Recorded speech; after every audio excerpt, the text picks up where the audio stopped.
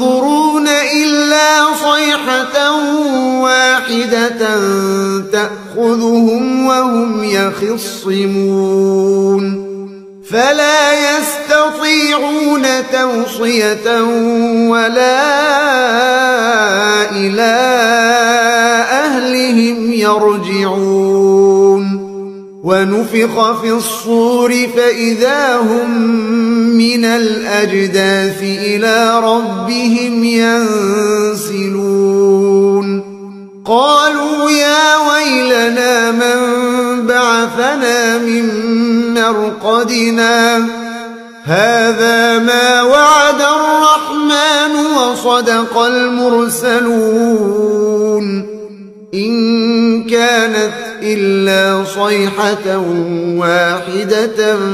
فإذا هم جميع لدينا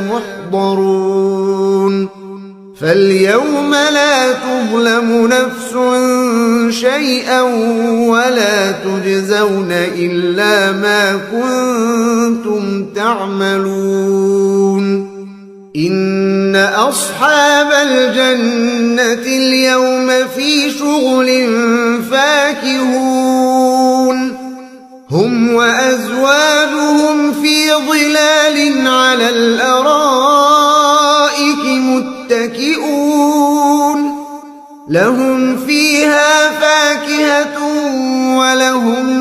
ما يدعون سلام قولا من رب رحيم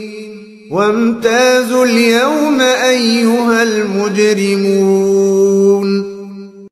ألم أعهد إليكم يا بني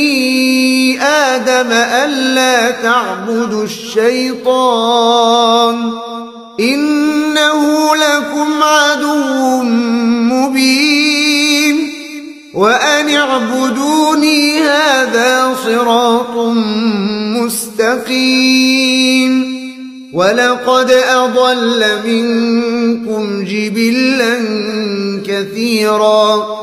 أفلم تكونوا تعقلون هذه جهنم التي كنتم توعدون اصلوها اليوم بما كنتم تكفرون اليوم نختم على أفواههم وتكلمنا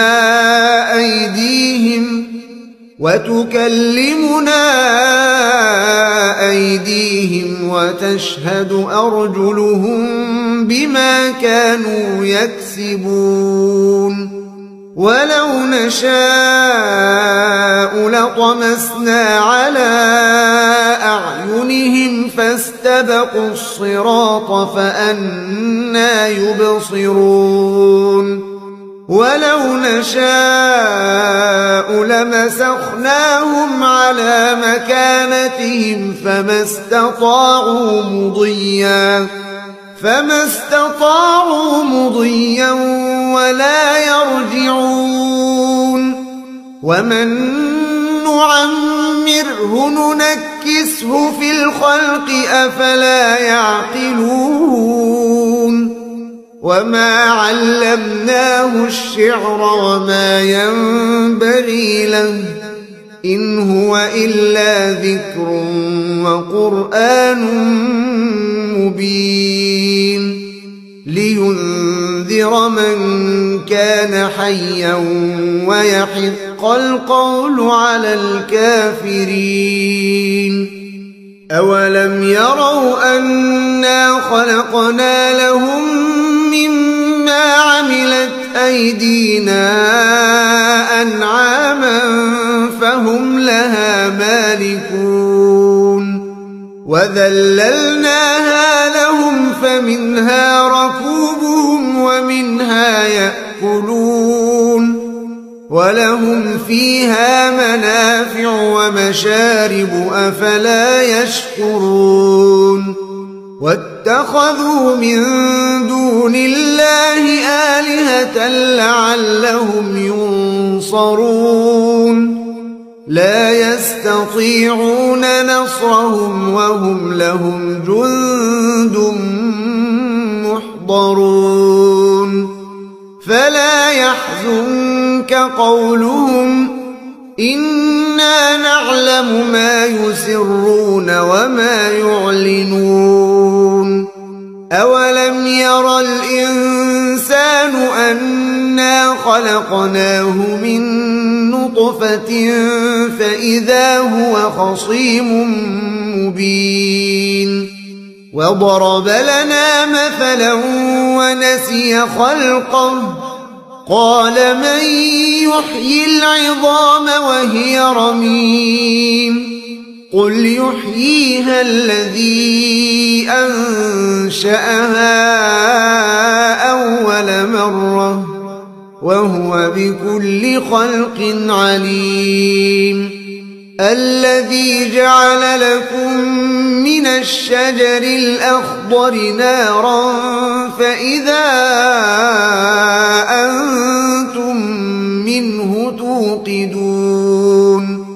أوليس الذي خلق السماوات والأرض بقادر على أن يخلق مثلهم بلى وهو الخلاق العليم إنما أمره إذا أراد